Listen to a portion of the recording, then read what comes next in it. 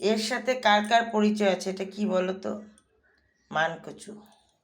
তো সেটাকে এরকম পিস পিস করে কেটে নিয়ে আমি মিক্সিতে করবো, আরেকদিন করেছিলাম সেদিন পাটায় বেটেছিলাম। তো আজকে ভাবলাম এভাবে করি। একটু সর্ষা পোস্ত দিয়েছি, কাঁচা লঙ্কা, কয়েক কোয়া রসুন আর 2-3টে শুকনো লঙ্কা, এটা অপশনাল, দিতেও পারো নাও দিতে পারো। আমি একটু 2টা গোলমরিচ দিয়েছি, একটু লবণ দিয়ে এটাকে এখন মিক্সিতে পিষে নিব। ফ্রেন্ডস, এই যে দেখো, এটার মধ্যে শুকনো লঙ্কা, কালো জিরে, পেঁয়াজ আর রসুন একটু ফোড়ন দিয়ে, সরষার তেলে করবে কিন্তু। আর এই যে কচুটাকে বেটে নিয়েছি যে, সেটাকে দিয়ে ভালো মতো কষবো এখন।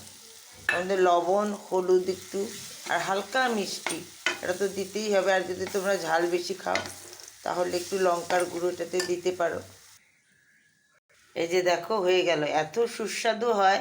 এটার মধ্যে একটুখানি কাঁচা সর্ষের তেল দিয়ে নেবো। চলো টাটা বন্ধুরা, কেমন লাগলো কমেন্ট করে বলবে।